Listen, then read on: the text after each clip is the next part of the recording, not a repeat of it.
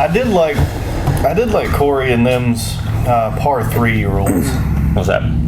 The furthest from the pin bought fireball shots for everybody. That's interesting. I did see a new format. Well, it's like point system, but one of the rules is if you lose a ball on the hole, you're out the hole. Boy. And then the points get split up between the two who are still in. So if two people hit the ball out of bounds and it's down to just one person, they have to finish the hole out, but it doesn't matter what they get. They win the hole. They win the hole. So it's 5-3-1 so you're like, points. Put it all the way. So if all 3 people finish, the best score gets 5 points. Second gets 3. Third gets 1. If anybody ties, you just add those 2 But scores if 2 up. go out, then the one person gets 9. Gets all 9, yep. It's 9 points a hole. I don't like that. Yeah, I lose too many balls. Yeah. Yeah, I was like... You'd be using your irons the rest of the way. No, last time we played, I only hit like maybe 2 drives out of bounds. I shot a 42 on the back. I was playing pretty damn good for me. I hate that I was like helping. Like I helped like Ply because he towed a couple of balls and he was just like, why is it doing that? And he didn't know, and I was like, you're hitting off the toes, so it's going that way. It's like you don't have a Scoot closer to the ball. you don't have a closed or open face. No, it's just coming down too steep on it. It's your loft, man. What do you mean loft? It's a complete club choice. You should hit putter for me. No, it says loft, and it's like, what do you mean? It's a 3-wood. Yeah, your lack of fucking talent. That's fair too. Oh boy. So we had the Myrtle Beach Classic recently. Yeah, awesome. I enjoyed it. First annual, set an attendance record for a first-time event in PGA history, which, good sign. I know they got a 4-year contract, so it's coming back for 3 more years. We watched the guy tie the course record. We didn't get to see the guy that broke it. Yeah. That was Sunday morning when he did that. Yeah. Because I texted you about it, but he played early. Yeah. Like, he was one of the early tee times. But the dude who tied it, and we followed that group around, and that dude just couldn't miss. Yeah, Crow, he was hitting putts, hitting greens. I mean, he had that one hole where he hit it over by the cart path and still managed to hit a wedge shot under the trees from the left of the cart path to within like 10 feet of the hole and then made birdie. Yeah, made birdie. Yeah. It was insane. He's playing, so I think he finished like, I know his last round wasn't as great, but I think he finished in the top 10, top 15. Somewhere around there. Yeah. And then the Blades Brown, the 16-year-old, he played really well. Performed well. Yeah. Being an amateur, if he wouldn't have been an amateur, he would have won. I think $28,000 was the payout for where he finished tied at. Yeah, because I think the main purse was like over $700,000 for got her up. Yeah, and they showed it down the list. I think he was in the 20s. I can't remember exactly how much it was, but I was like, that'd have been a pretty decent payday. The 16-year-old, yeah. So, but we're just happy that it happened in Myrtle Beach and that no one got arrested and made our state. Actually, that's not true. Somebody did get arrested. We were on hole 9. Yeah, we're watching, and then we hear this commotion all the way back by the tee box, and we're talking loud. Like at first, I just thought it was somebody cheering for the previous hole, and then it just kept getting closer, and then we could kind of hear what the guy was saying, and he was just cussing the police officers, and then we see him walking down the road. Him in handcuffs, just screaming and yelling. Well, then they hid behind the porta potty. So you couldn't hear anything, but you could see everything. And there was a bigger crowd over by the porta potties watching everything go down than there was on the ninth hole green with the leaders playing. Like, these are the leaders, and they're more concerned over there. And, I mean, they just kept – there was probably about, like, 15, 20 cops for this one dude. Yeah. Not a big guy, but – this is why we can't have nice things. Yeah. That was the only one that I heard. That was the only hiccup that I heard of, and I think dude just got really drunk, and which happens. It's not bad, you know. We have more arrests at the Country Music Festival. But that's coming up too. That'll be exciting. Yeah. I will not be here. I'll be in Charleston. I will not. Get myself drunk. I will not. But it was exciting. It was fun to see it firsthand. Never been to a golf tournament before. Definitely got to prepare for the long walking. First day was not a good look by me. So I was hurting. But next day, I actually wore my golf shoes. Who'd have thought to wear golf shoes walking a golf course? But we also posted up. We posted up on the second day, for sure. But I mean, be prepared. You got to be prepared. if you're a bigger guy like myself, you're gonna get your steps in. Yeah. At least the weather was nice. Because we put in about 20,000 steps on Saturday. Yeah, it was basically like going to Disney. Yeah. Except you don't get to do any rides. And it's hot. Where are we going? And there's no Dole Whips. Dole Whips. Where's the cart girl when you need her? It's like, I not have one of those. This course sucks. That's what the PGA Tour should do. I'm surprised Liv doesn't have that. A cart girl? Yeah. Just throw a cart girl in. I'm sure they have a suggestion. I would honestly go to a Liv Tour event if there was a cart girl going around and the Liv Tour players were drinking on the course. Well, I mean, some could do it. They need to make it. They need to make it an event. You need to have, whether it be Liv or PGA or none of them, just have a John Daly sponsored event. Just make some rules for it, like. Obviously, they can't get too bad, but like you gotta smoke a cigarette and drink a Diet Coke every 2 holes, and a bag of M&Ms. Drunk enough to function, like you get shot mulligans. Like you gotta finish a cup of beer every like 2 holes, 3 holes maybe. 3 holes, yeah, 3 holes. You know, sixer, that's fine. Yeah, you go grab yourself sixer. That's it. Sixer, couple shots, because you know you get. And then your par 3 rule. Yeah. Whoever hits the furthest from the pin has to buy shots for the group. Has to get shots for everybody. So they're professionals, so it'll be a lot easier. Yeah. They'll have to break out a tape measure on that one. Probably. The amateurs, it's pretty easy because it's like they're all within 5 feet. Three of us are up there, and one shanked it and is in the woods on the left. It's like I think he buys the shots this round. Yeah. I think for us though it would be closest to the flag, regardless if you're on the green or not. Yeah. Because there might be a hole where none of us make the green. It's happened plenty of times. I mean, it's just whoever's on green. And poor Cody, the last time we played, it was the par 3, and there was guys fixing the green.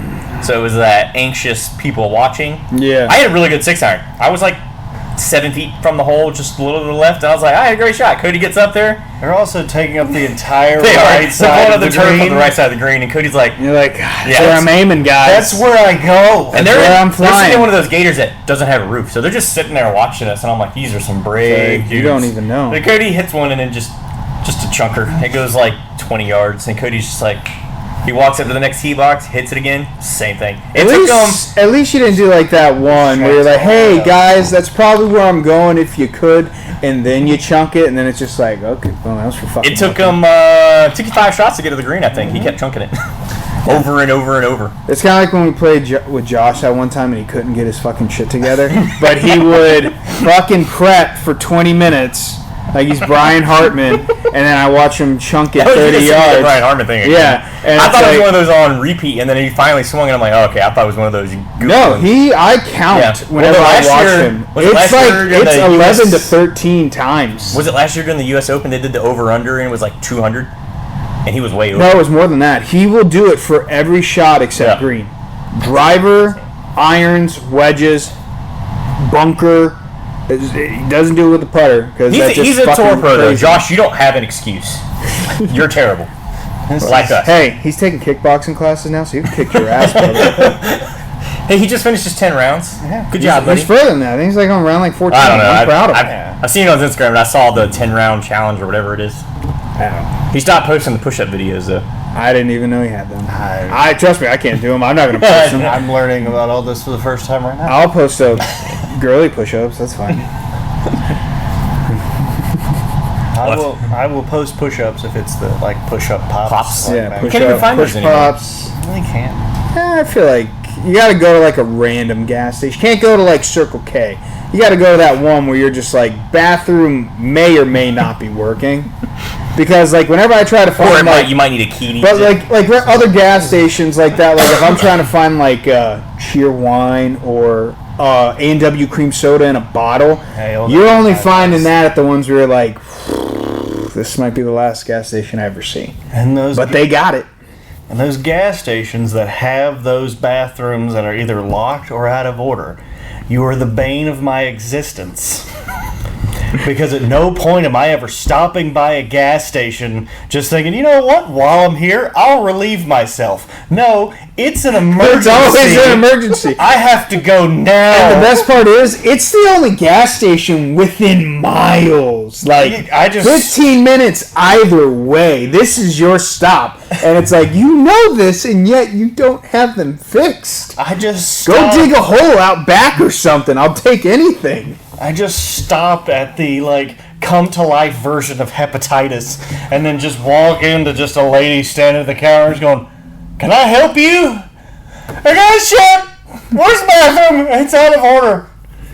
Okay, so in the parking lot? Where do you want this to happen? I remember one time they put it on me, and I was like, I asked them, well, where did you go then? Yeah, where do you go? Now, you work here 8 hours, you're telling me you don't go to the bathroom? You just hold it? Or do you got a bucket hiding? No, she caved, and she was just like, yeah, you can use that one. I'm like, oh, thank God. Because I was not making it. I think I was like driving. Lady, if you don't tell me now, I'm going to shit it out. I was driving where it was single lane road, and it's just nothing but country field. And it was like, it hit, and I'm like, I got to go. It's now or never. How out of order is it? I have a toolkit in the car. Can I fix it? It seems like you're going to have someone come fix it anyways. Can I just kind of leave it in there, and then we just go from there? Either way, it's coming out. It's either coming out in your bathroom or right here at the middle of the store by the Doritos. I don't really care. I mean, literally, you just go out back, throw some dirt on it, you're fine. That's life. Yeah. I think I had shit in the woods before. Done it multiple times. I grabbed a tree and hunkered down. It's a good thing that didn't happen to you at the golf tournament, because with the way you were walking on Saturday, if we'd have been in between bathrooms and that would have hit him, that'd have been a rough scene. It would have been a tough run. People would have been like, he's got to go, but I don't know if he's going to make it. And I could just see the guys now that are like, holding the hands up, telling everybody to hush and stop moving. Donnie doing the They're shit like, fuck you. I don't think so. They'd pull their hands up like, I noticed that walk. He's well, the best one was Saturday. We're on hole 17. Oh, yeah. And it's just crowded with people. Oh, you're talking like 1,000 people in the fan zone. Yeah, and they're drunk, they're yelling, and the hush guys are just like... one of the fans turned around and was like, guys, shh. I'm like, bro, there's like 1,000 people back here. Please, they're trying to put... It's like, brother, who do you not? Yeah, because the Ultra Club is literally like 30 yards away from the green. There's not 10 of us here, man. There's like 1,000. Yeah, it's not. They're gonna have to figure it out. Yeah, I'm like, they're not gonna be quiet. Have a run through the crowd, just move, bitch.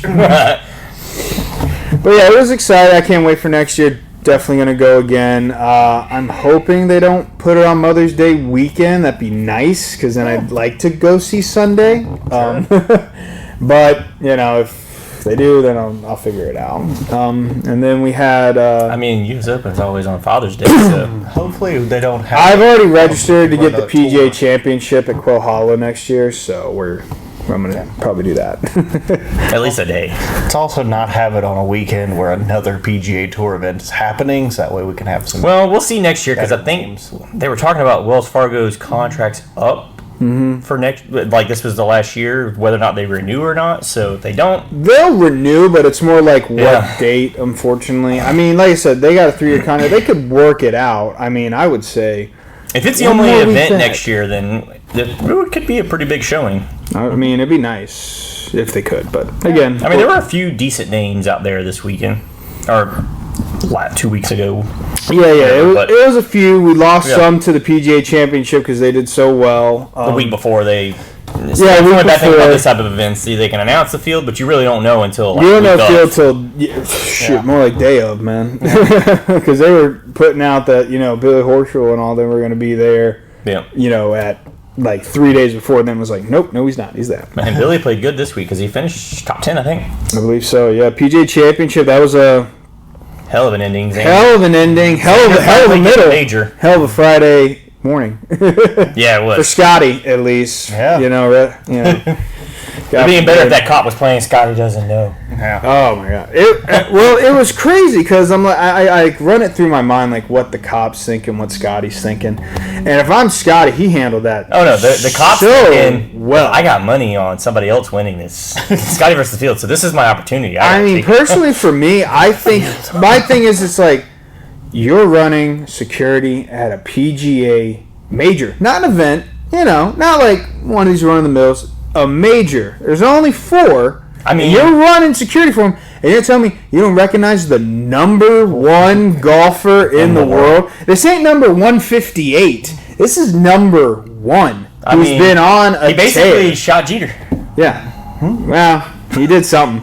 But, it's the police report that blows my mind. Yeah. If you ever read it, I'm like... They got him on second-degree battery? Second-degree assault of an officer, reckless driving, not following instructions for a traffic violation, and then one other thing. But regardless, when you look at the police report, like, they're basically saying, like, Scottie held onto this dude's hand and then floored it and dragged him for like 50 yards and then rolled down the window and was like, what's going on? I know, and conveniently enough, the cop's camera wasn't on the whole time. Yeah, is everything okay? It's like, here, let me get out and just be... Well, then also, they're dropping all the charges. Well, yeah. I mean, if you look at... And look, I've worked with police for years. I know the good ones. I know the bad ones. I know the idiot ones. This dude's an idiot dipshit who knows he screwed up. His department knows he screwed up, but they had to write it in a way to make it look like we don't hire complete fucking morons. Because this was a detective too. This isn't a patrolman. This is a guy who has to pass. He wasn't normally on there. They called him in last minute for the security detail, and I'm like, regardless of the fact, dude, what's that supposed to mean? Like, he's in a car that's specific for PGA players that have his credentials on the fucking dash. Yeah.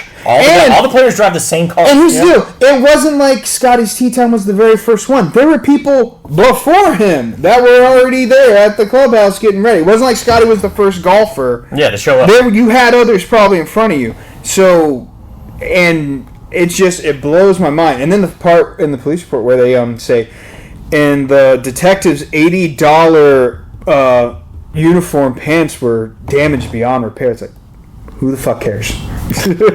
Like, do you want Scottie to give you a hundo? They're government pants. Yeah. Well, you don't really put that in a report. They were trying to juice it up to say, like, look, Scottie basically ran this dude over. Scottie could have sold one of the balls that he made a birdie on that day and probably made enough money to pay for this. Well, now my other thing is, because he shot 600. Well, regardless of charges being dropped, this detective's definitely going to sue him. He won't win, but he's at least going to throw paperwork out there for sure. So it's not like we've seen the last of it. The cop will definitely sue. Unless the department's like, buddy. It doesn't matter. He's already so probably embarrassed, and there's already been so much hate about this dude because you already put his name out there. You know what department he's with. Like, at minimum, he's on administrative leave right now with pay until they can figure something out. Yeah. Because... that DA is having a field day right now, and not a good one. Well, even the mayor, too. The mayor was trying to do his best to back up the police squad, which is what you're supposed to do, but he's like, I really don't know why his body cam wasn't on during the arrest. You know? Like, the beforehand, okay, sure, but when you're actually trying to arrest him, you don't decide to turn it on. I mean, and I get it, heat of the moment, that can happen, but also... wrong time to happen with such a high profile. Now we get to rate their mugshots though. Whose is better, Tigers or Scottie? Tigers. Tigers wins 1,000%. Not even close. I wonder if somebody shows up next week with Scottie's mugshot on the shirt like they did Tigers. They showed up the next day. Yeah. They were there the next day with Scottie's mugshot on. And every time he teed off, it was like free Scottie or, Scottie, plead the fifth, stuff like that. I'll tell you what, he took it like a champ. Yeah, he had that bad third round, that 3-hole stretch that took him out of it. Mm-hmm. But other than that, he played great. I mean, he showed why he's world number 1. But it's an unfortunate incident, but... The free Scottie thing was the funniest one to me. It was just like, # free Scottie. Be like, are you watching? He's not detained. He's free. He's free right there. He's in and out in 2 hours. Yeah. The only quicker getting in and getting out was literally Jeremy Rogers when he was in there for 45 minutes, if you remember that from years ago. They didn't like... I don't know how he did it. He went to Jay Rubin. And I looked at his time. He was processed and then out in 45 minutes. Processed for what, though? I forget what he did. When they ask you to turn yourself in, they have everything ready. So they try to make it less than an hour when you get it. Oh, yeah, because when I went to go pick up Malik, it took fucking 10 hours because I just happened to get there when the judge went to dinner at 5 and didn't get back till 8. I don't know what kind of dinner times you're running, but... It ain't 3 fucking hours. I'll put it to you like that. You didn't want to eat anywhere near Jay Rubin? I guess not. There's but nothing fuck Jay Rubin. It's way out there. Like, I literally missed him by like 10 minutes, and I had to sit there for 4 hours. And this is when I didn't have a good phone. You know, I didn't have an iPhone. This didn't exist. I had some flip razor, and I had to just play Snake like a dipshit. Couldn't play Flappy Bird. Yeah. If anybody ever fucking remembers that. I do. But, yeah. Well, on top of outside of Scottie, Xander Schauffele finally able to fucking finish something. You know, like. Well, he's won. This was just his first major. Yeah, but it's been a while since he won something. I think his last one was literally the gold medal from the Olympics, and that was a few years ago. Yeah. I've been 4 because the Olympics is this year. Yeah, well, I know. Remember, it got bumped to one because of COVID or something like that. Or was that the winter that got? That was the winter. I can't remember. Either way. Yeah, I think. But it's been a while since. So long ago. And he's been playing so well. You know, top 10 finishes, top 5 finishes, runner up. I mean, lost to Rory in the Wells Fargo because Rory just played lights out. You know, that final round. But it was nice to see him get it. Don't get me wrong. A part of me did want him to screw up on the 18 to go to a playoff with Bryson DeChambeau. Just to kind of see it. It was like a 300-degree lip in. It almost made it a complete. I saw it, and I was like, I'll tell you what, if that ball's one more foot back, that bad boy's missing. Like, Bryson was watching on the big screen from the. Oh, you can see it. Like, Bryson's trying to get prepared, but that screen's just like, hey, do you want to see what's going on? When he saw him land in the bunker in 18, I saw him watching. He's just like. And then he hits that great shot just short of the green. He's like, motherfucker. Well, no, the problem Bryson had was like, he's like, I need something bad to happen because he's coming in. Well, if he fired the hole, it would have been a play. Well, no, but the thing is, it's like he's coming in tied. We're coming in tied on the easiest hole of the golf course. Yeah. He's basically got to do something to fuck him up. Yeah. And he thought he did with the, the off-stance bunker shot. But he hit a great shot. But again, Xander, he didn't have to go for green, which is what was important. He's like, I just got to get it close, and then my chip's got to be close, and then I just got to sink the putt. And worst case scenario, if I miss it, I go to the putt. It's not like I'm losing the tournament on this hole, which is completely different. But yeah, I'm glad he won. Take that momentum. And Bryson played really good. I loved how on I think it was like hole 16. They were talking about the bunkers in the middle of the fairway. They're like, it's like 330 to carry these bunkers, and they're like, yeah, some of the golfers usually try to aim right or they lay up. And they're like, Bryson, he might be able to get over, and then he proceeds to hit a drive. He cleared it. Yeah, he cleared it like 30 yards over. And they're like, They're like, yeah, there was no worrisome on that whatsoever. They're like, as soon as he hit it, they're like, is that a good line? And they're like, it is if he clears the bunker. It wasn't even close. He cleared it by a lot. Oh yeah, it was impeccable. But Bryson, I think his I've never really hated Bryson. He gets that bad persona, I think, that people give him on the course. But seeing the videos of... I've heard you talk some shit on the golf course about him.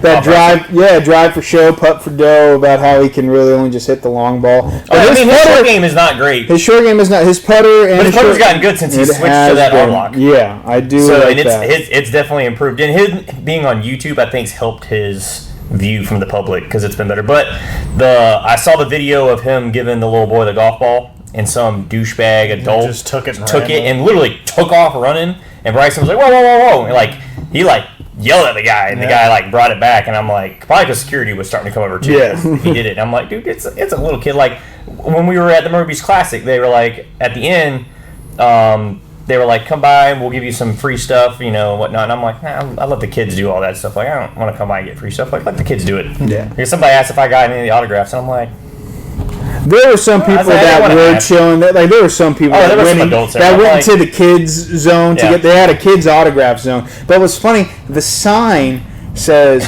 people. It was 12. It was 12 and under, or under 60 inches. Under 60 inches, which means if you're under 5 feet, you could just stroll on through. We made that joke with Tyler Koshin because we walked with him Sunday. I met up with him. Oh, you did? We walked by, and his buddy was like, he's like, Tyler, why don't you go get an autograph? I'm like, yeah, I mean, you fit the 60-inch thing. I'm like, you're over 12, but you're for sure can get in there. And remember, it's that little or. It's not and. Everybody that we were walking by was like laughing because they overheard us, and I'm like, you can fit in there. I'm like, that kid that just walked over there is probably like 11. He's pushing it, and he's taller than you. I was like, that was funny. But yeah, it was pretty fun in general. I think Thursday and Friday were good for following people that you want to see. Because like I followed Brian Bros around. And, and that was a good, and it was a good round. Georgia at the end, he had a couple little slip ups. Same with Wesley, bogey on the last to just miss the cut. Missed the cut by one stroke. That was a shame. And, I mean, like, George was doing fine. I mean, like I said, he birdied 8 and 9, which were the toughest holes of the day. But then goes back and bogeys 10 and 11 to kind of hurt the momentum. And then... Because he finished it even. He finished it even. I think he finished +1, actually. Or maybe +1. Yeah, because we were like, if he got to even, he had a shot because we thought the weather was going to be bad coming in and the cut was going to drop. But really, the cut went up to -2. Because the weather didn't get bad. Weather stayed great, and unfortunately, that just hurt him. We ended up following CT Pan in the second grouping. Yeah. And he, going into 8 and 9, he was at 2 under. He was on the cut, and he bogeyed 8 and 9 to go to even. Well, he bogeyed 8, and then unfortunately it was like at 9, you had to sink the birdie, and he hit his drive went, or his tee shot went into the bunker, so it was like basically had to hole out from the wedge from the sand. So it didn't happen, and it was fun following him around because Fluff was his caddy. So and our buddy Doug, he worked with. It's an interesting tale. It's an interesting. My buddy Doug works with this guy who is dating Fluff's daughter. There it is. It's not that long, but I could have made it longer. Knows a guy. Yeah, I know a guy knows a guy. But it's funny because we were on one of the holes. Sister dated him. Was it you or Dougie that pointed it out? We were watching him putt, and someone was like, "Look at Fluff over there. He's smoking on the green." Oh, just like it was Doug. He pulled out a dart on like hole 4 when they're putting for eagles. Yeah, he's like, good enough for me. Yep. Yeah. I was just like, he doesn't care anymore. Hey, I mean, he walked all 18. For Tiger and Jim Furyk, his list is checked. Yeah. So. And CT was at the PGA. Yeah, CT played at the PGA. I think he missed the cut though there also. I think barely. I think it was close again. He barely missed it. Unfortunately, yeah. He was literally, I think the cut thing for the tournament was 1 under, and I think he was at even. Yeah, I believe so. Yeah, it was at 1 or 2, and he literally missed it by the 1 stroke. He was like at the top of the list for the people who missed the cut. So, because I checked that too, and I saw his name on there.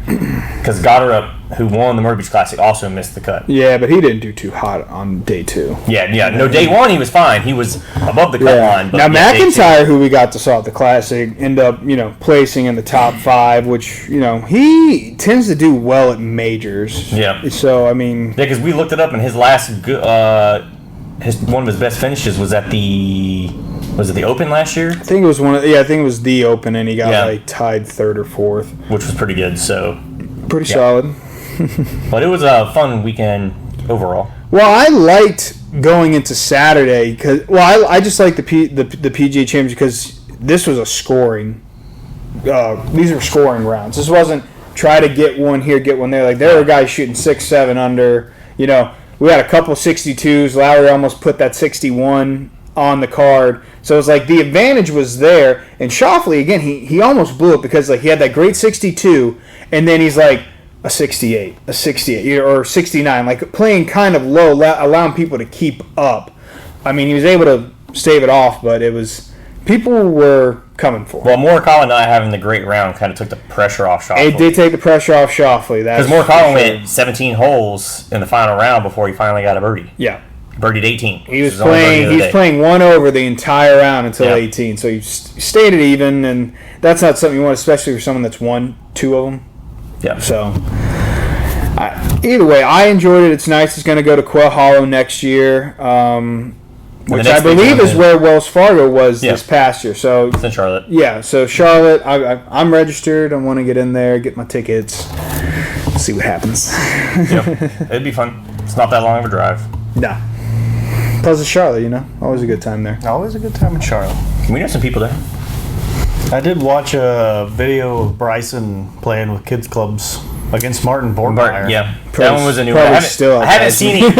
I haven't seen it yet, but it's on there. Most everybody. Yeah. Because they did another video right after that where they tried to break 50.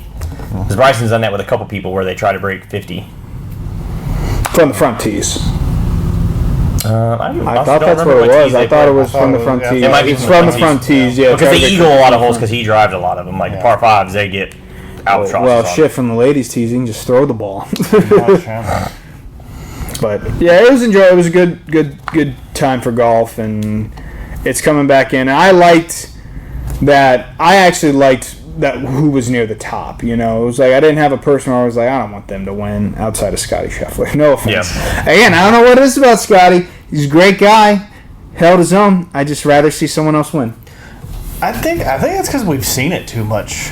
Like, because we grew up with Tiger, who was top of the world for over a decade. But I never rooted against Tiger. That's the thing. I still do. Probably because in the back of our minds, we knew Tiger was out getting some on and off the course. I still did not root for Tiger when all that was even going on. It was just like, how could he do that? And I was like, I mean, he's winning. Yeah, he's winning a lot. I was like, but how could he do that at home? And I was like, I don't know what he's doing outside the course, but on the course he is dominating. So he's fire. I'm seeing a red almost every Sunday. Yeah, keep doing that. Well, I liked the little stat that they showed. It was like, in order for Scottie to catch up to Tiger for most weeks ranked at number one, because Scottie's at like 80 right now. He has to go to like year 2035 and not in October, like October of 2035. That's 11 and a half years. So could he do it? No. I mean, he's found a system that works. He's found it. I mean, so he just can't get arrested at the next tournament. Then he probably is in top 5 if not winning that tournament. Well, I mean, his arraignment's like June, like. But he doesn't have to be there for it. Me and somebody at work looked it up. He didn't. They put in there that he doesn't have to show up. Oh, I'd be showing up. I'd be like, where's this fuckhead that doesn't know who the fuck I am? That's what I said. He held it way better than me. If I was getting arrested and I'm the number one golfer in the world, I'd be like, do you not know who the fuck I am, dumbass? He held onto the car. Yeah. He got drugged by the car. Like, I don't care. Well, that's the thing. He's like, he assaulted me. He's like, no, you put your hands on his property and he drove off. And you claim that he held your hand and held you there while he drugged you. And I was like, he may be the number one golfer in the world, but I don't think he's strong enough to one arm hold a person while dragging behind them strong. Plus, think about that. How is he holding you? Is he holding you like this and then driving this way? Or is he just behind the car? Is he T-Rexing you right here and driving that way? Either way, it's not going to work. And it doesn't look good on you. Yeah. Like I said, that cop's definitely going to be... He's definitely on administrative leave for a while. I'll put it to you like that. Until the heat dies down. Especially when you are in a town like Valhalla that's, you know, you're hosting majors. You know, Just Thomas is right from the area in Louisville. Like, it's a golf place. And then you pull this stupid shit. Good luck. Just full on, go into the bathroom, beat yourself up, get you a neck brace, post it on like GoFundMe with an arm sling on, and just be like, Scheffler drugged me and ran me over 3 times with his car. And like, the way they made the police report sound like after he dragged him, he went to the trunk, grabbed his 9-iron, and just started beating the shit out of him. And then the cops got over there. Yeah, and put it in reverse, backed over him, and then went forward. It's like I need one more go at this guy. Like, you know, don't know who fuck I am, Scottie Scheffler. No one play anymore. You know, it's funny that my dad, who doesn't watch golf, he was with me at the house. Holding my daughter while I was doing things, and I had golf on. And because Xander Schauffele is number one, like for the round, he's seeing his name up top, and Scottie Scheffler is the one who's got arrested. So this is the guy that got, no, that's Schauffele. He's like, but he's winning. I'm like, no, Scottie Scheffler isn't winning. He's down. But so the dude's number one's the one that got. You're not getting it, dude. Schauffele and Scheffler. I get it. To someone who's never watched golf ever in his life, it seems confusing, but I promise you it's not it. Confusing. Also, Schauffele isn't even playing right now. His tee time's in an hour and a half. That's just his name at the top of the board. Yeah, it's just his name. He's doing, and that happened probably 3 more times. Every time he got brought up. Oh my God. Well, another person that I think deserves their due is Nelly Korda. Yeah, she's won doing 5 of her last 6 events. 6 now. 6 of her last 7 events. 6 of her last 7. And she barely gets any recognition for it. It's like she's just dominating right now. Well, I hate to be, because, you know, I have a daughter, but it's women's golf, unfortunately. It doesn't have the same gusto. The last time someone was super excited about women's golf was when Michelle Wee came to town. Yeah. Like 15 years ago. Oh, yeah, and that's because she was a 14-year-old, you know, playing in majors and all that jazz. So And that's the sad part. I mean, she's doing great. Proud of her. Able to get stuff done. She'll be number one on the ladies' money list and point. She's the Scottie Scheffler of ladies golf right now, but you don't hear about it too often. But another women's sport that's finally getting some hype, WNBA, Caitlin Clark coming in the league. Not doing her best right now. Fever is still 0-4. 10 turnovers in her home opener. Well, you got drafted number 1 overall, which means you went to the worst team. Like, you're not going to immediately turn them around. Well, they have Boston, don't they? Brianna Stewart went number 1 overall, and she took the Storm to a championship her rookie year. Sure. But there's still time. Yeah, but there's not with that team. Shit, their defense is terrible. She plays. She's learning to the WNBA game. It's like it's not college by any means. There, everybody's a little bit faster. So well, here's the problem: is that she has been compared to being the Steph Curry of the WNBA, but has the LeBron James hype of coming in. Mm-hmm. That's the issue. Because everyone knows Steph Curry first 3-4 years. Injured, wasn't playing, he was scoring, and but Monta Ellis was carrying. Yeah, and he wasn't like the number one. Did he average like 20 a game? Yeah, sure, but he wasn't Steph Curry winning MVPs, winning championships.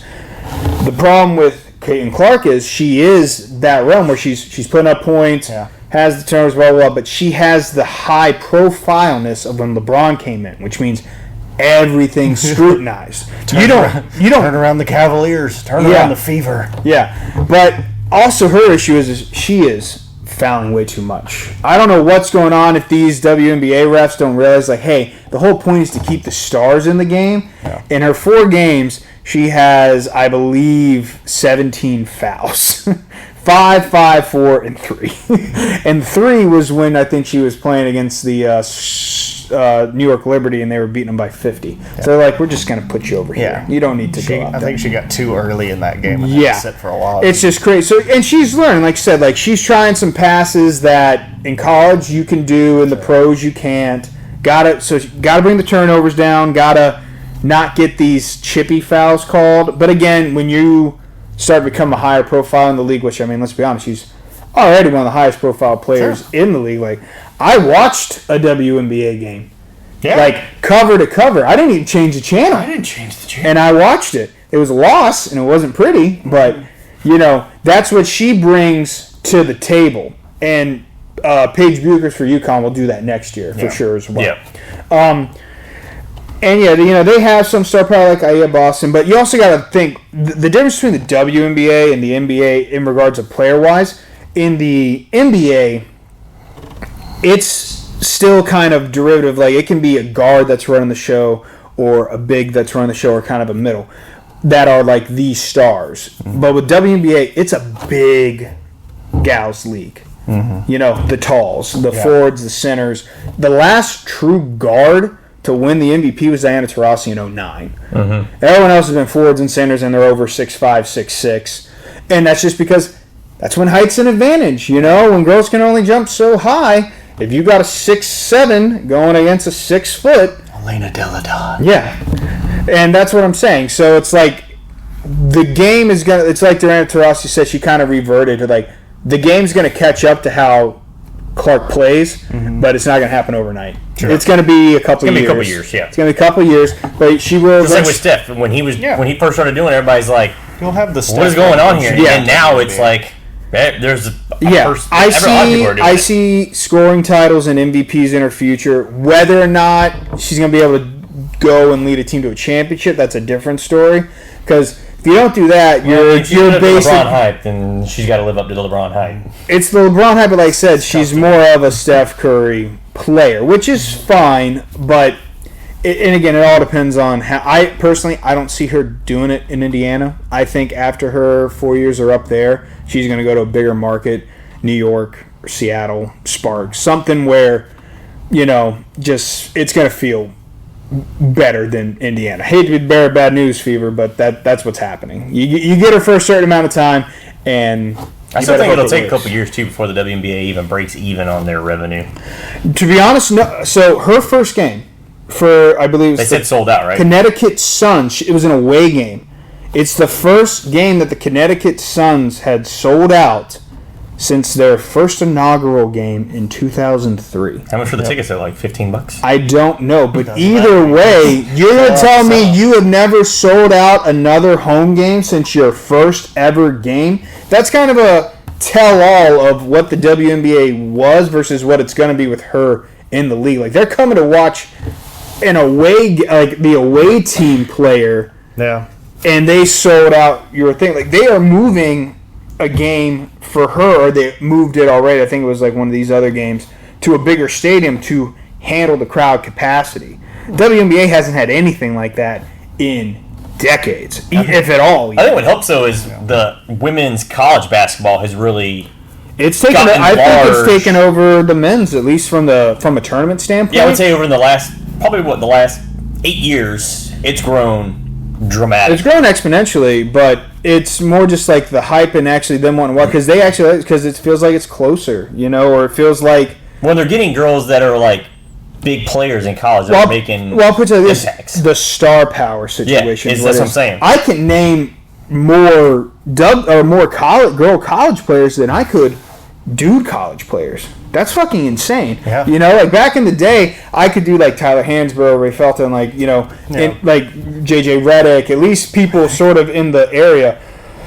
But now, I mean, I couldn't even tell you who's going to go number 1 overall this year, in the NBA draft. I know Bronny James. I know that. That's about it. But, in the second round. I'll say they had him in the second round. Yeah, but either way, but I'm saying, you got, Paige Bucher. You had Cardosa for this one. That other small guard for South Carolina that's coming up. She's got the weird name. Oh, I know you're talking about. You know exactly what I'm talking about. Yeah, but you had, and you got Caitlin Clark. You had the Brink girl, Angel Reese, Haley Van Leaf. So the Cavender twins. Yeah, it's just crazy. So they're getting more profile now, which is good. But again, that wasn't the case for a certain amount of years, like you said. So it's growing, and I could see in about 5 years with the names coming up and into the league, they might actually turn a profit. They won't, I don't think, lose money for the first time ever. Yeah, and I think going back for women's college basketball, I think it really started, it took a while before it really caught traction, but I would say it started back when Candace Parker was still in college.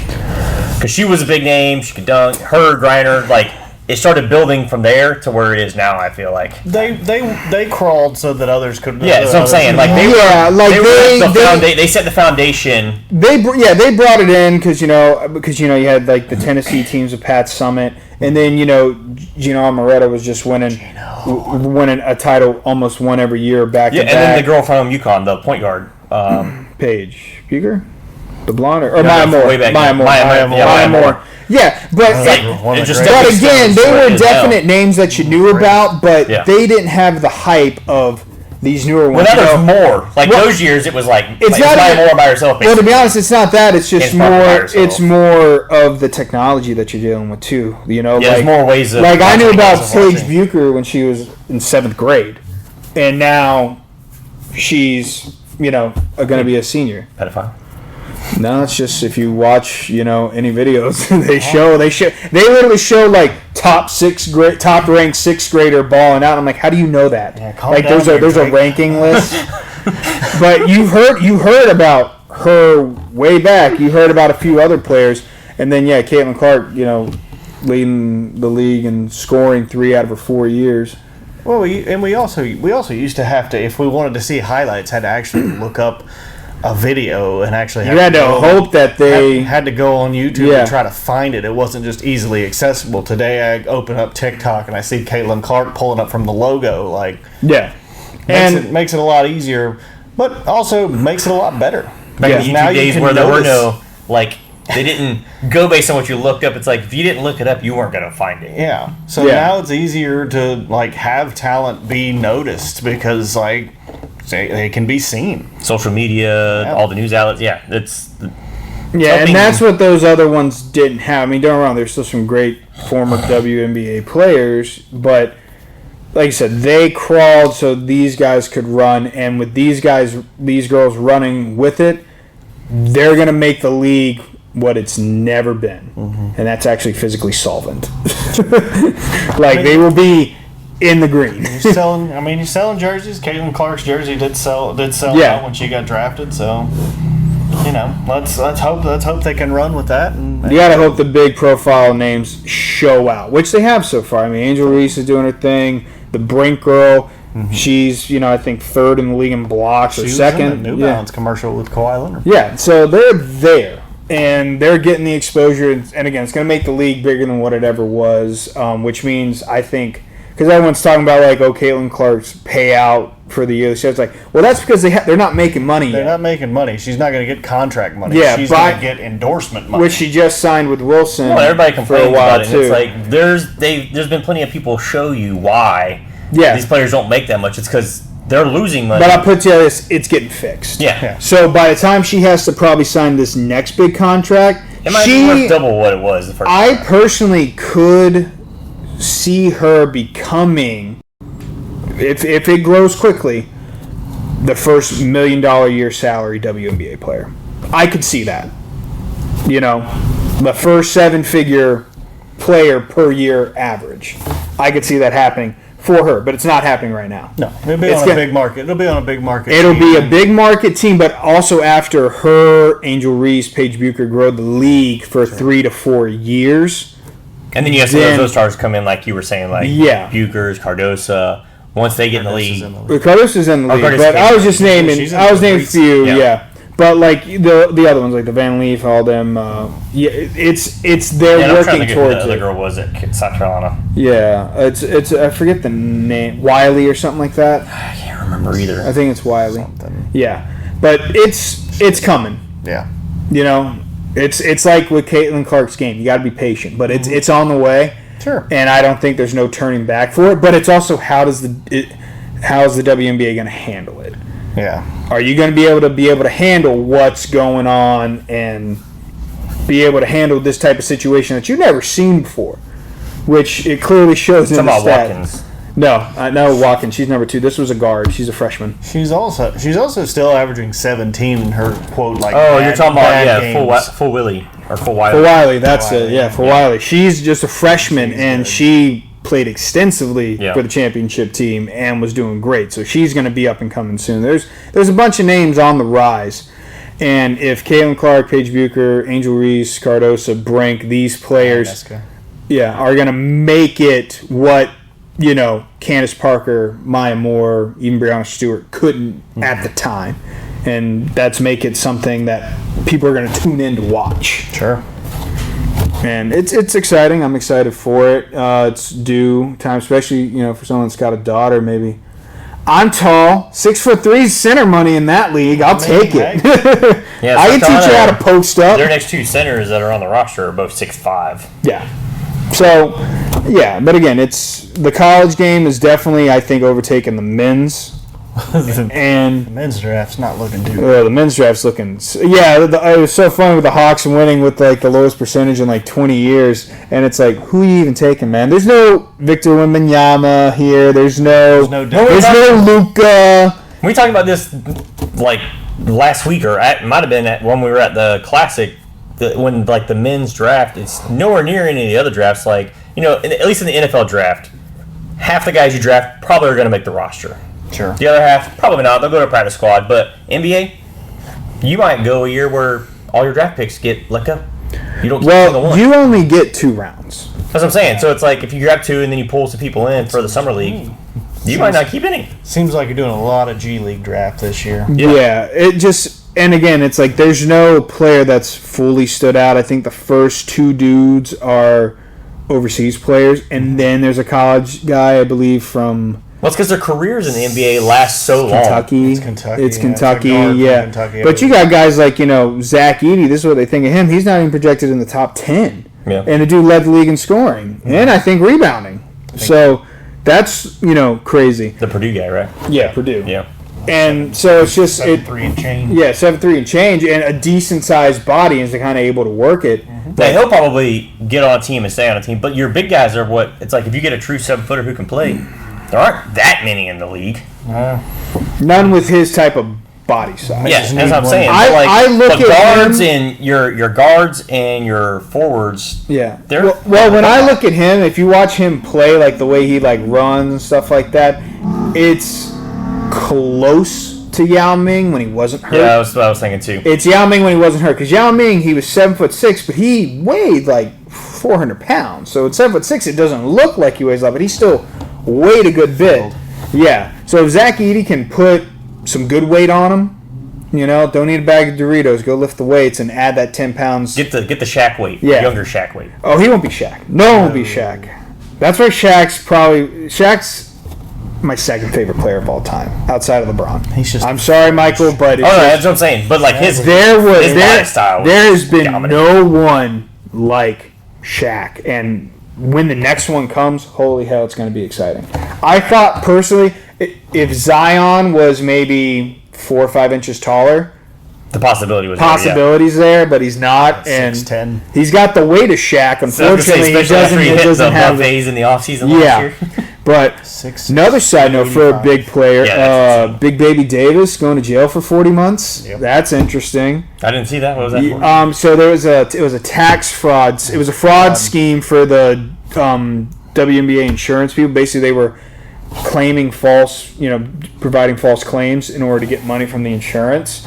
And there's about 20-something players, I think, involved, but biggest profile name, I think, was Glenn Baby Davis. If that's the biggest profile name, who the hell are these other guys? Well, it's kind of like when, Clinton Portis and them were, like, scamming the NFL. There was, like, a couple of them that you were like, okay. But the rest were, like, players that were barely in. But, yeah, Glenn Baby Davis did it. And he's celebrated by IG living himself on a jet eating, like...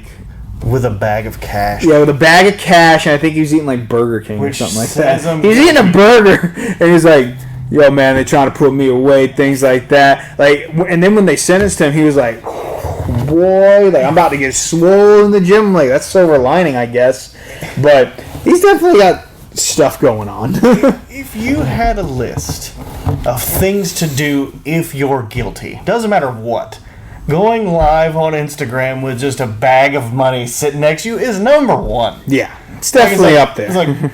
He probably did something. Oh, it's like that dude. Remember you seen that court case where the dude went to jail for stealing a Miami Dolphins jersey, and he showed up to court in the fucking jersey. Yeah, and he's just like, I think it was a Ted Ginn jersey. I think. I don't know. It wasn't worth stealing. I can tell you that. I remember seeing that clip, and I'm like, that's the jersey you stole. Yeah.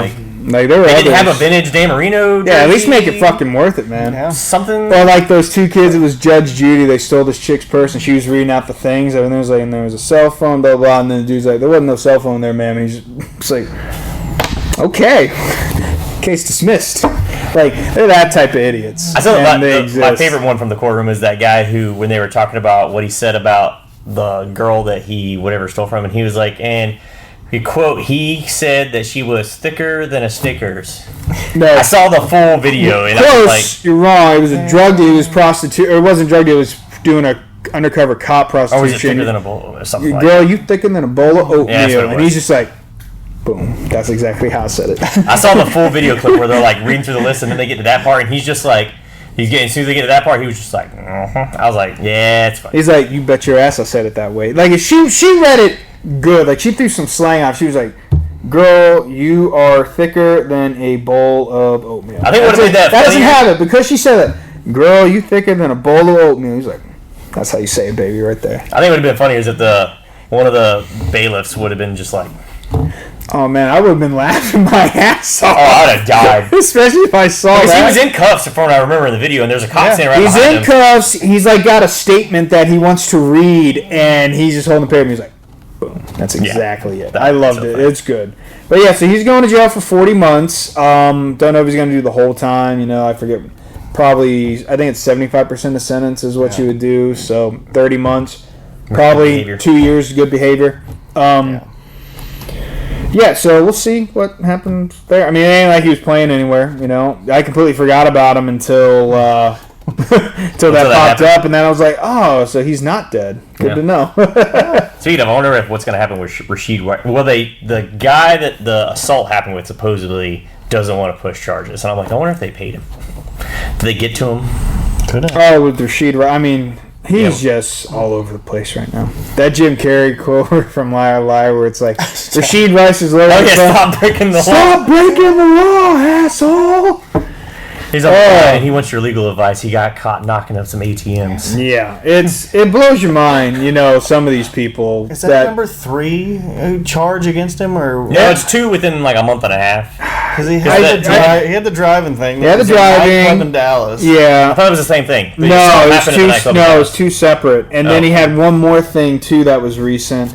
I don't know. It hadn't come forth that he was like fully connected to, but they have suspicion. Oh yeah, that's the thing. He has a connection with it. It's like, bro, you're just a rookie. You just finished your first year. It's like, hey, that didn't stop Henry Ruggs. He said, "Fuck this rookie contract." Nothing stopped Henry Ruggs. Only another car stopped Henry Ruggs with other people.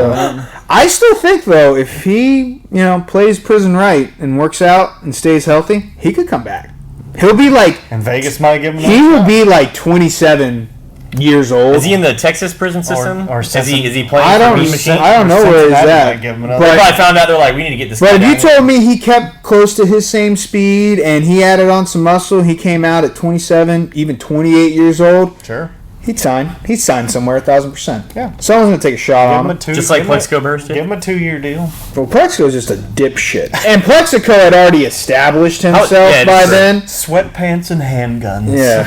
They don't mix. What was he at, a strip club? He was just at a nightclub, and he had it in his pants. How long did he go for? Was it 2 years? 2 years. Yeah, 2 years. Nothing crazy. Ruggs is away for a while. Yeah. But with good behavior, he has the chance to get out in like 6 years. Because it was like vehicular manslaughter 2 or 3.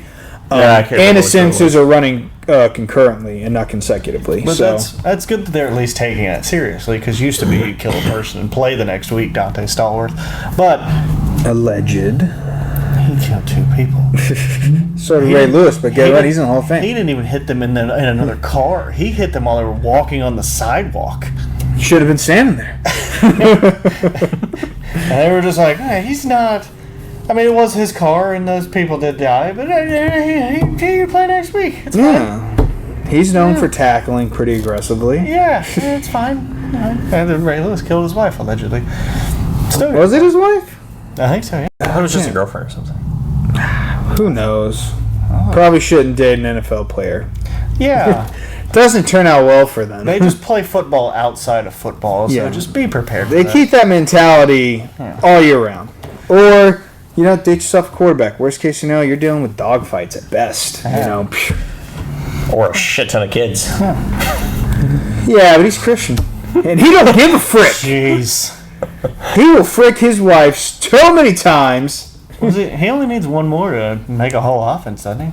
No, he's at 11. He's at 11. I thought he was at 10. You got to think, even if it's 10, he's all-time QB. Still solid. Still solid. He can sling that rock to 4-year-olds. I mean, it's not hurting his shoulder because he throws it from here. What I want his kids and Tyreek Hill's kids to fight each other. And Antonio Cromartie's kids. Get him in. Get all those babies in the octagon because they're all fit, and just whoever comes out on top. I would pay so much money to see that. They have 10. The oldest is, as of October of 2023. I think he's a high school senior or something. The oldest is 21. Okay, so he's all the way down to the newborn in October of 2023. Just saying, that baby's got an iron-like jaw. Is his wife just too hot not pregnant? Is that what's happening? And they have 7 daughters, only 3 sons. That's going to hurt him in the long run because I think Tyreek Hill's at least got 4 sons, man. That he knows of. Yeah. And then Cromartie, that dude's old enough to where his kids are just monsters. Yeah, he's got 14. Yeah, he's got 14. There's an event. So what we got to do is we got to take the 3 oldest away. We got to make it even across the board, for sure. But get all those kids into one octagon, and whoever comes out on top is the ultimate champion. And then, after that, we'll have Tyreek Hill, Cromartie, and Phillip Rivers fight each other. And then Nick Cannon will slip in there somehow. No, it's got to be pro athletes. I'm sorry, Nick. You're celebrity. You'll be the commentator. Oh, yeah. I mean, let him host. He's hosting everything else on the planet. Might as well just let him do this. Yeah, let him host. He's hosting everything except his baby mamas. Yeah. Well, he doesn't have to because of the new child laws. You get over 10, once you get to you're good. Point, yeah, you're fine. They're like, you don't have enough money. It's impossible. You just don't. Some of that blows my mind. Like when Blake Griffin had to pay like $235,000 a month for his kids. I'm like, what makes his babies need all this money, but these babies only need like $500 bucks? Like, help me out. That blows my mind. A lifestyle change for Blake Griffin's kids. Oh, yeah. Well, what he's retired though. Now I know he retired this year. Yeah. Devontae Parker just retired after signing with the Eagles. He signs with the Eagles and he's just like, I'm gonna retire. Yeah. He's like, I'm like third on this team at best. Those guys are good. Yeah, those guys are really good. And they already signed in for a bunch of money, both of them. So I'm just kind of like half as long as he has. Yeah. I'm shocked because it's like, bro, he could have probably been on there, didn't have to play a whole lot, signed enough of a contract, got a shot maybe to win a Super Bowl, especially with the NFC. If they go to the Super Bowl and win, and he's just like, oh, they win, he's gonna be like, son of a bitch. Well, I could just been on almost as bad as Tiki Barber. Yeah. It's like, God damn it. Couldn't do it 1 year? Like, literally, you couldn't wait a couple years to after the league? You gotta do it the next year? Oh, Tiki. Yeah, it'd been better if you waited 2 or 3 years, but no, you wait till I retire. Well, it's sad because you know what? That Super Bowl ring, that's keeping him out the hall. Probably, yeah. That's keeping him out the hall. If he stayed on, didn't have to start. If he just stayed on, stayed on the roster, snuck that ring in. Because I feel like if you don't get a ring, you better hold quite a few records to get in.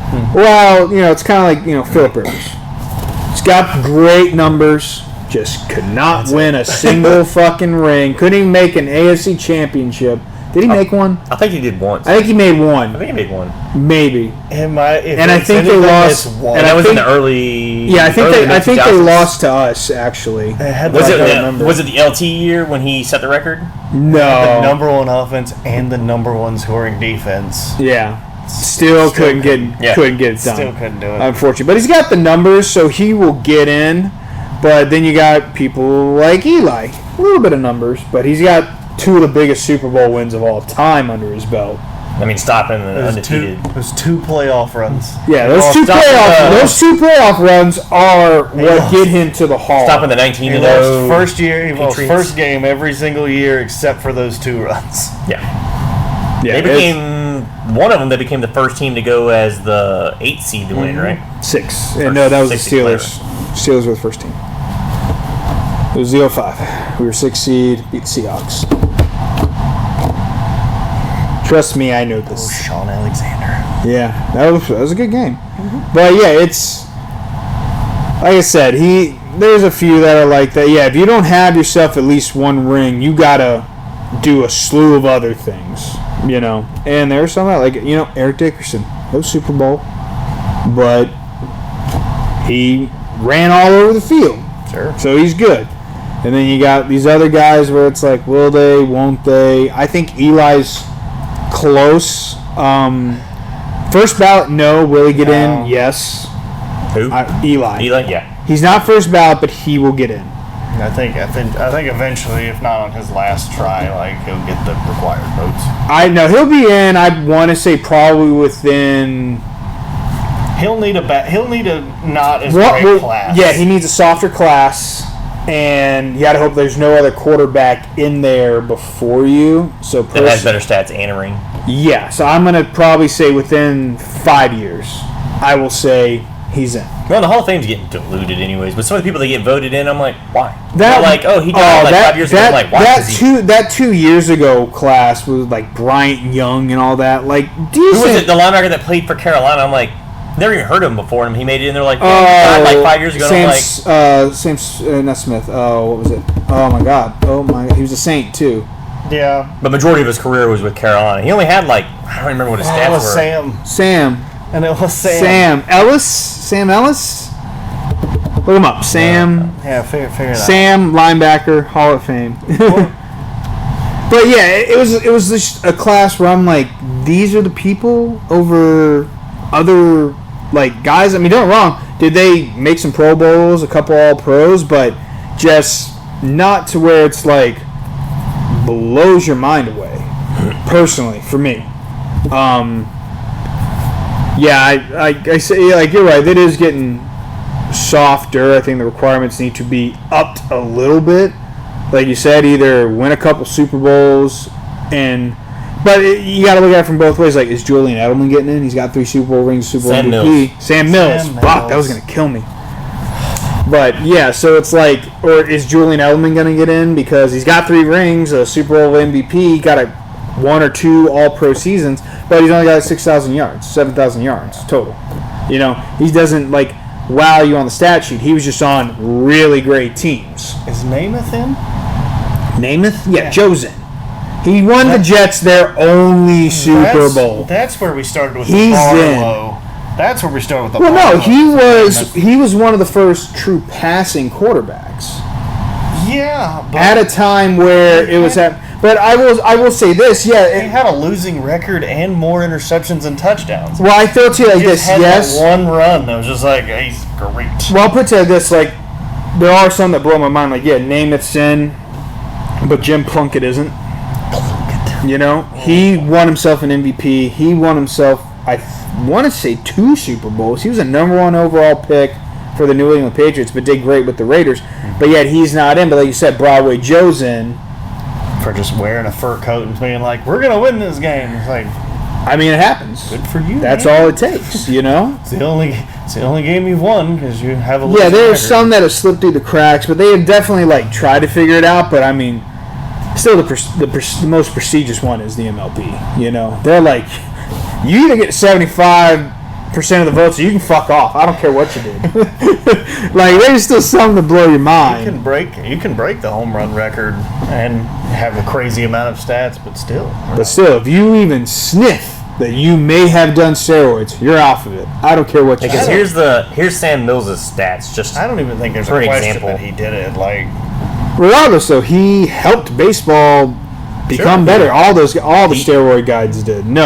Bonds, Sosa, McGuire, they should be in. Look, if you want to put them in their own little section, sure. Like, here's the steroid section of the Hall of Fame.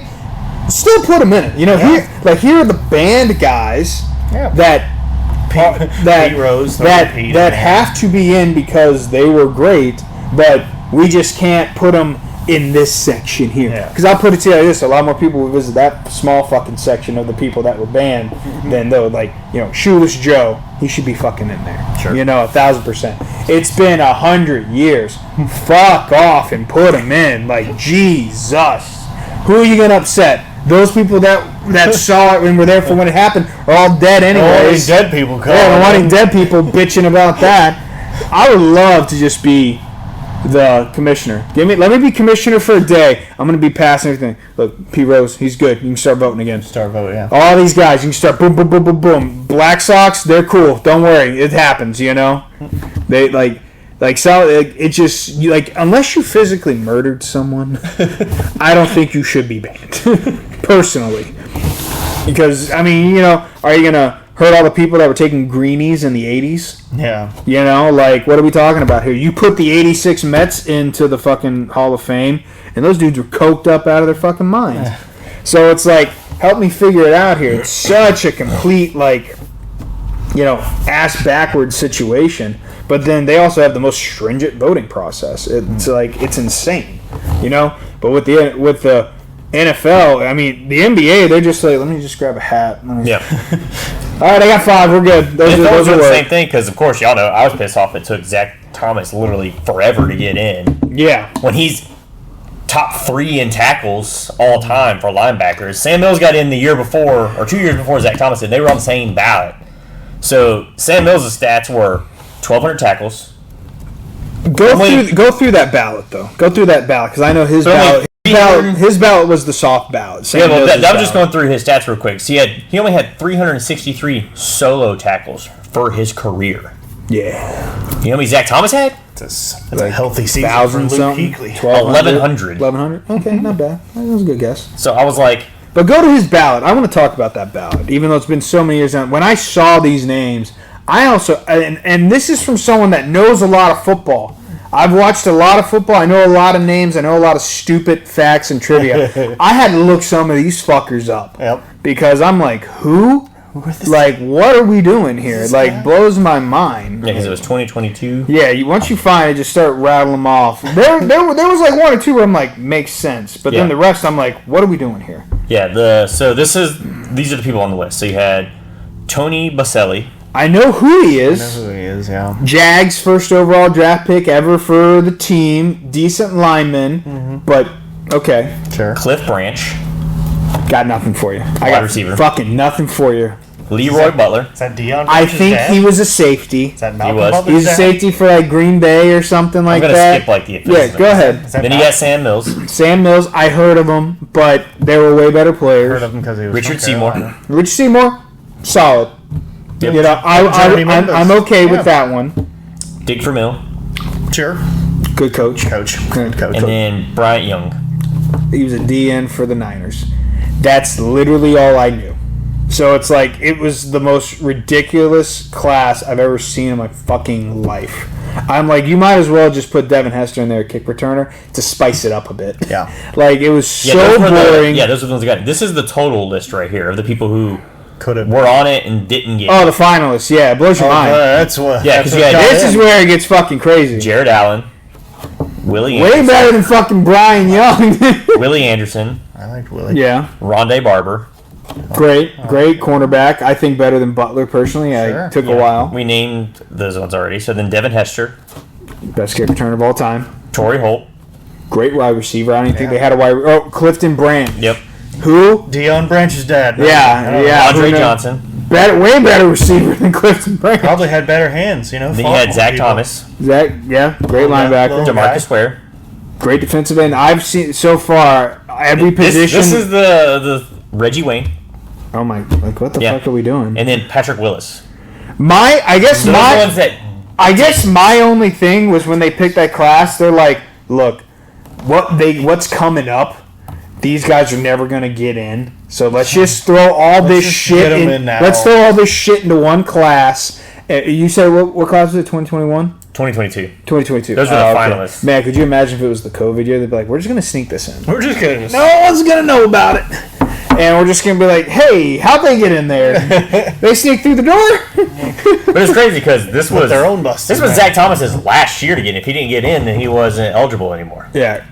Can you go back to Clifton Branch? What were his numbers? I'm just curious. What team did he play for? Help me out there. I want to know what his stats were and what his accomplishments were. Because if they're great, far be it from me to say anything. But better than Was it Reggie Clifton Branch? Wayne. What did we say his name was? Cliff Branch, something like that. Clifton Branch. Clifton Branch, maybe that was it. I know his last name was Cliff Branch. Cliff Branch. Sorry. Oh, is Cliff short for Clifton? No, You go to- I put in Clifton and it didn't pop up. It's Damn it! So he's just named. All right, so he played most of his career for Oakland. He Oakland. played 4 years with.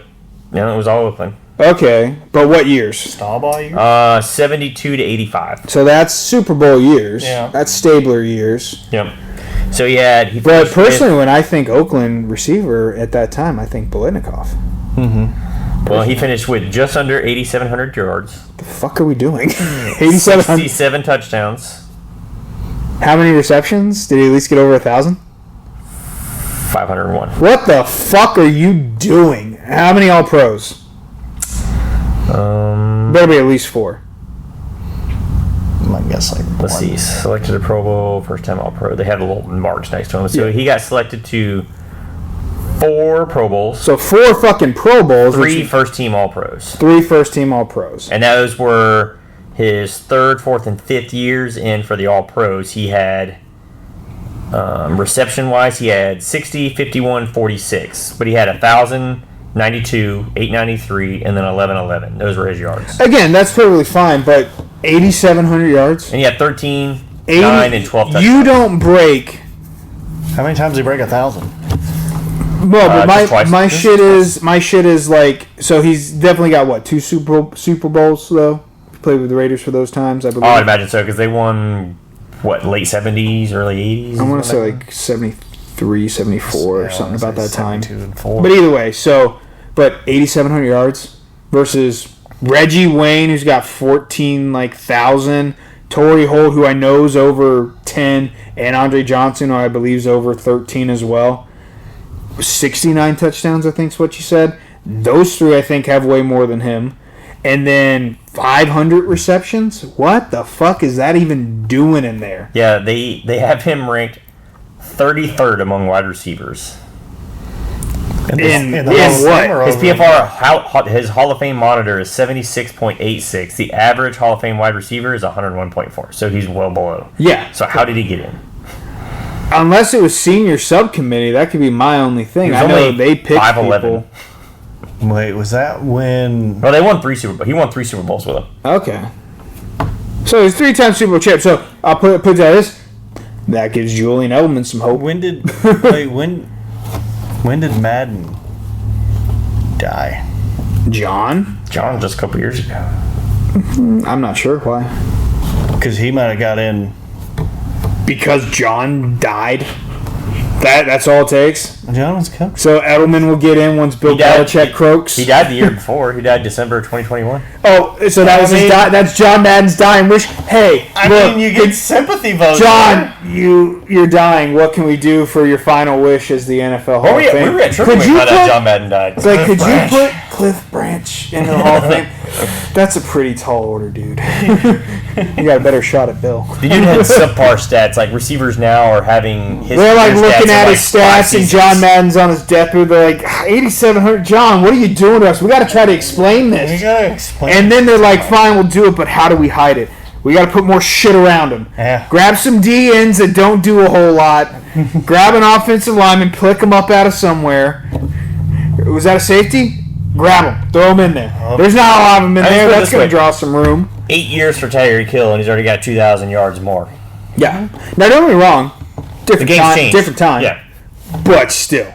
I mean, you got Mike Evans with what is now, 10 straight 1,000 yards. 10 straight. Now he's working on number 11. Yeah. And if you're telling me that Branch guy got in, Evans should get in. Oh, Evans. Yeah.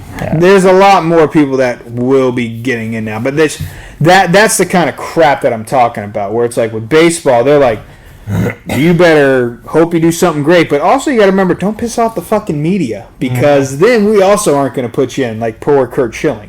Like, that dude should be in, but because he didn't, because he told the media to fuck off too many times, they're like, you're not a Hall of Famer. That's the only thing I hate about baseball. You need to put just some historian. I don't want stupid sports writers. What the fuck do they know about the game? You know, fucking nothing. They played t-ball in fucking Little League, and you're supposed to tell me who's great and who isn't? No, fuck you. They should have a players' association just like the NFL does. Yeah, but the NFL Players Association don't get to vote on the NFL. That's true. Neither one. Yeah, same with, because Shaq was talking about it for the NBA Hall of Fame. He's like, you need to have former players and former coaches vote on these people, not media guys. Because all you have to do is piss off the media, and then they're like, well, you're not a Hall of Famer. Unless you physically own every record on the books. And even then, still, I mean, Kurt Schilling had so many great moments. Yeah. Bloody sock, winning the MVP. The bloody sock's in the Hall. Bloody sock's in the Hall of Fame, but he's fucking not. Like, get out of here. Part of the World Series rings, for Boston when it took him 100 years to get back, and his numbers were good. Yeah. Like, he wasn't shit. He was a quality pitcher every year. So it's like, he's not in because he told you all to fuck off a couple times. Your feelings are fucking hurt. And the Cy Young running most of the time he pitched full seasons. Yeah. And so it's like, what the fuck are we doing? Poor Pete Rose probably won't get in until he dies. Yeah. Personally, Pete's not gonna get in. Yeah, like I say, probably until after he dies, and they're like, okay, well, he's not here to enjoy it. I guess we can put him in now. Yeah. Or someone on his deathbed. Or had a bet on if he was. Well, it's either that, or you get enough young people in the voting process that are like, I don't care if he bet against his team to win. Like, who the fuck do I care? Especially with like this whole sports betting coming into play now. It's like, why do I care? Problem is, you got all these old heads that you don't want to be the guy that votes for it. And I don't know, he gets some votes every year. I mean, he doesn't anymore because he's past his prime, but it was the same with like Barry Bonds, Roger Clemens. They started to gain votes. Like, I think Barry got up to like 50-something. Roger Clemens got up to like 46 or 50%. They were there, but just couldn't get that extra bit of the stupid baseball purists that are like, they took steroids, blah, blah, blah, blah, blah. It's like, fuck you, man. He broke the home run record.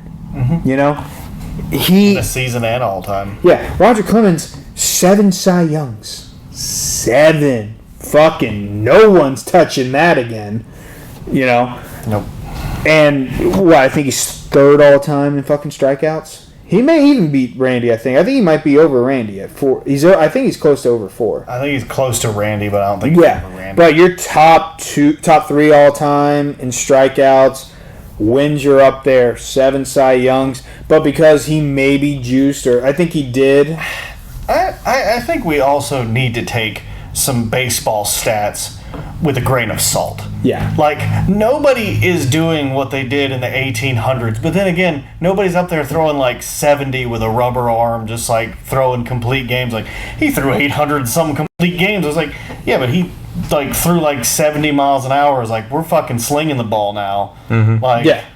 Everything's going to tear up. Like, nobody's going to have that longevity of just going...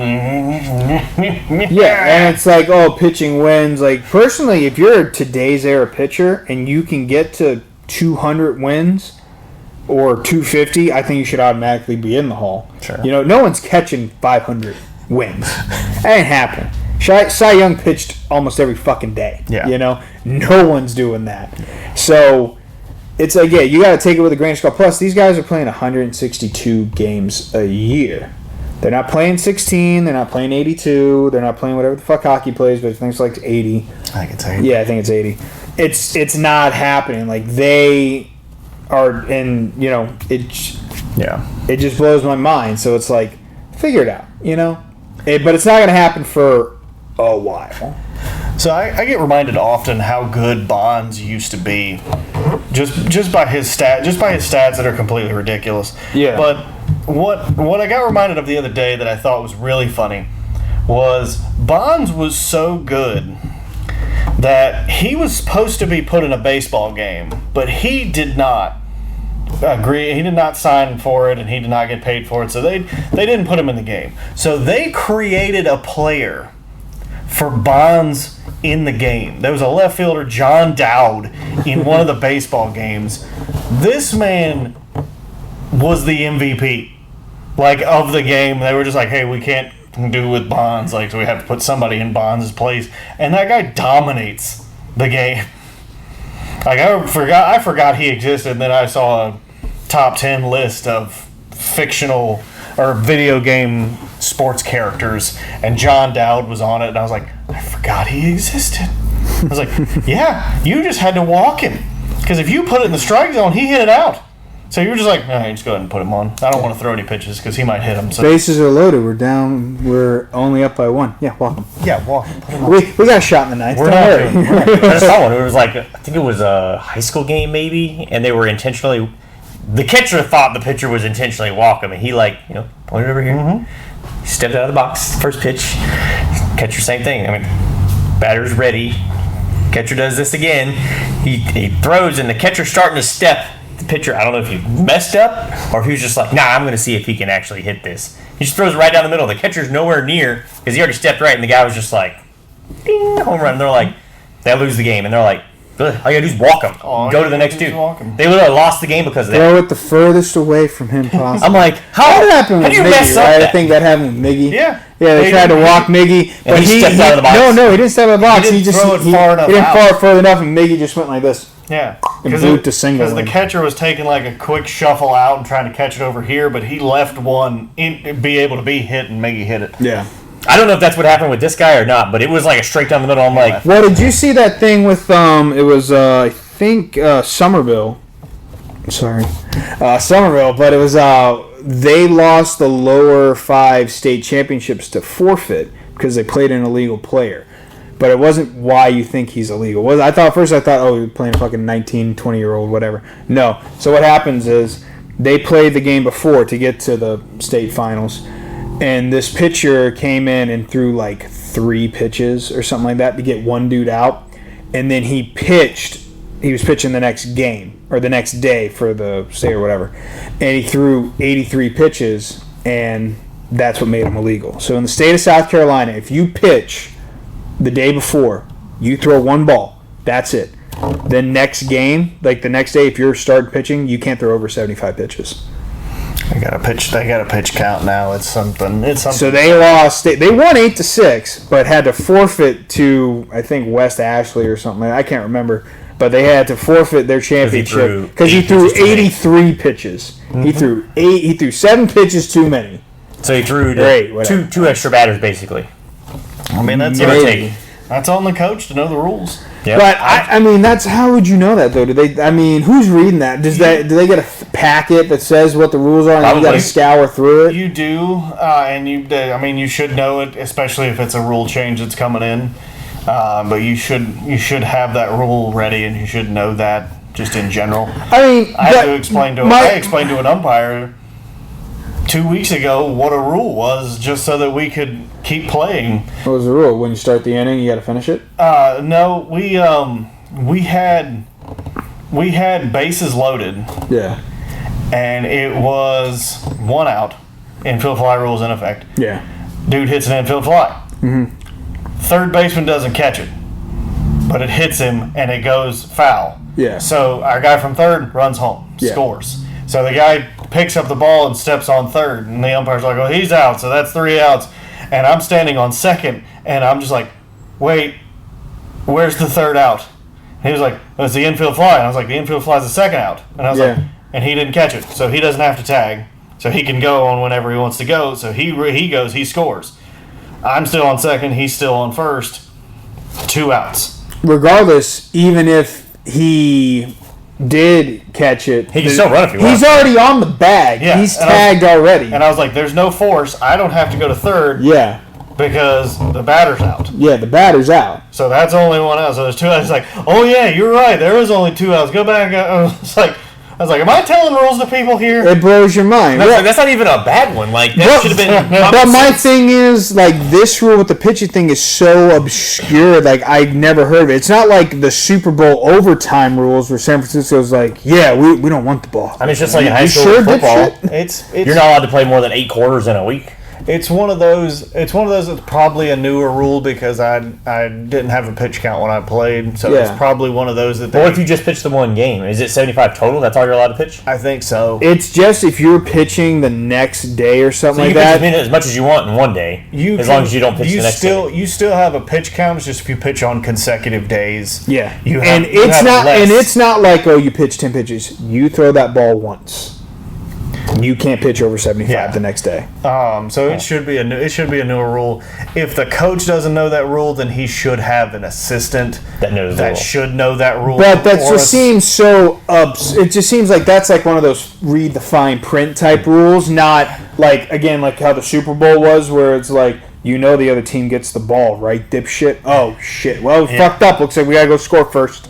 Yeah. That's broadcast throughout. Infield fly rule, that is broadcast throughout baseball. Yeah, like when Dallas. Everyone knows the infield fly rule. Like when they changed the rule on the flips where you can let the other team decide, and then Dallas decided to kick it. Yeah. Yeah. And it's like, oh, that's funny.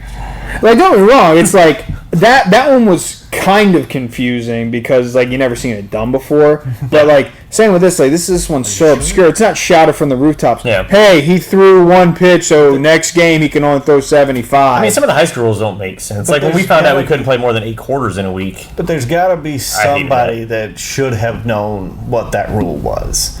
Because if you're at that point, if you're at state, you need to know. You need to be familiar with most rules so that you don't get screwed out of something like that. Whether you're the head coach, whether you're the assistant coach, the scorekeeper, a parent, or one of the people sitting the bench. I was one of the people sitting the bench that was yelling rules at people that I thought was pretty funny. I was also heckling most everybody on the field. Bet you did. My team included, whether they be the people in the field, the girls watching their boyfriends in the field, or the other team. That didn't bother me. Or our own coach. I did that several times, but can't imagine why he didn't like me. It's probably because you made fun of his trot. Probably. Yeah. Not a fan. I just had it. I had that walk down. Yeah. So what do you want me to do? Not do it? Yeah, not do it. It's fun. But yeah, I mean that falls on somebody to be able to at least point that out, especially if he's getting close. Like somebody needs to be like, hey, he can't throw another pitch. Yeah. Like if it's like I said, I was just watching the news and I saw it and I was just like, that's very interesting. Yeah, like someone's got to be in his ear saying, "Coach, he's at 70. He's got 5 more pitches." Just mainly for the fact that if you're playing a competitive team that's sore losers, they're going to take whatever rule they can get to get that win. Yeah. Like we did in softball when they had an illegal girl on their team. Yeah, we graduated with the girl, and it's like, her name's not that. I've seen it, and I honestly hate it because, like, I'm like, if we lose to a team, we lose to it. Like, if you're genuinely breaking the rules that none of us, if you're using an illegal bat that we can't use or whatever, that's fine. But like, if we didn't catch it at the beginning and see that you were playing this player or whatever the case, like we had one of those where it's just like, oh, he high-fived him before he touched the plate on a home run. It was just like, he wasn't the winning run. The run before him was the winning run. So well, it's just like the game was over. What was it that happened? Oh, the league that what was their team name? It was all young kids. The year I pulled my hamstring or tore my hamstring, the team that everybody knew was going to win had to forfeit the finals. Remember, because they had that kid show up and Scat Cat one time. Yeah, hadn't showed up all year. And I'm like, scattered once. You realize you played the whole season. This kid shows up not wearing anything that you guys are wearing, like he's not wearing the same jersey or anything. Yeah, no one had ever seen him before, and I'm like, and you used him to Scat Cat once, and they were winning by like 5 or 6 runs, like it wasn't even close. Yeah, it wasn't like it was worth it. And then because we were watching, and I'm like, as soon as he stepped on the field, I'm like, director's right there. He knows everybody on your team because there's not that many of us out That's there. Back when they cared. Now it's just like, fuck it. But that was back when we didn't have that many teams either, because that was right after COVID, because there was only like, we had to play each team, like 3 times that year, I think. Maybe 2 or 3 times. But I'm like, how dumb are you? Like, you have the championship wrapped up. It was like the 9th inning, and they did. They were up by a lot, because it was that team where they had the big guy who always showed up wearing like Dockers and hit home run every single time. Yeah. He literally just. Then you get the khakis. Then you get the chicks. Yeah. But I was like, that's just stupid. Like, you have it. Why do that? It doesn't make any sense. And you use it as a Scat Cat. Yeah, I like the league that I'm in now. It's League Joe. Shout out to League Joe, I guess. They do a draft. So. They just had their draft recently. Yeah, were you on that list? I was on that list. I was looking for it. I was looking for your name. Yeah, what round did you get set? I was taken in the 4th round. Ooh, okay. How many rounds are there? Not bad. There's got to be like. There's got to be like 10. I could pull it up. There's about 10. I was gonna say there's got to be about 10 rounds. Let me see. I know Jimmy. I'm guessing the women are usually picked last. No, the women were picked first. You got to sag. Oh, that's true. I guess if you get a good one, you can't waste the opportunity. Well, the 2nd and 3rd round were the girls. So the 1st round you picked whoever you wanted. Did they make it that way? Or you can pick whoever you want? I'm guessing that they made it that way because the 2 girls that we got were picked in the 2nd and 3rd round, and then I was picked in the 4th. I was gonna say, because I wonder if they do it like when we did round football 4, and we drafted, and they were like, everybody knows who's going like first round, and we ended up getting. What team did you go to? America. J.C. Rice. You got plenty of stuff to. What's the top row? Are those the coaches? Yeah, the very, very top row is the coach. Oh, okay. Jimmy. Yeah, he got picked by Jimmy. Oh, you got picked by someone you knew. That's horseshit. Yeah, that's. I want someone who doesn't know you. Jimmy probably like look at the list like 4th round. I'm getting Cody in the 4th. He got me in the 8th round. In the other one. In the fall league. Because then there's in the spring league. Because it looks like Anthony's on there too. Yeah, because nobody in the league knew that my name was Jonathan. Yeah. So they didn't pick me. So they just saw the last name. Because he got me in the 8th round, and then he told everybody who I was, and they were like, "He son of a bitch. How'd you get that guy?" Well, you should have been his keeper. And then I lose my 7th rounder because I kept Cody from last year. So yeah, and that'd be funny if they did keepers in y'all. Yeah. Is it still 109 to play? It was only 89 because it's at International. It's not at Market Commons in the summer league. Fuck that. The grass fields. Yeah, the fall league goes back to Market. Yeah, the ball don't travel that far in those fields, but they are shorter, right? I think they're 10 yards, 10 feet. They're 25 feet shorter. Is it 25? It's only 300. They're 300. Wow. Okay. You might actually get some home runs. Those fields are rough. Yeah, like when it hits the outfield, that ball stops. You got to be an outfielder. You got to go. That's because you get so used to playing on turf. When it hits, it's like when it hits, it rolls. It's not going to make the perfect bounce anymore. Nope.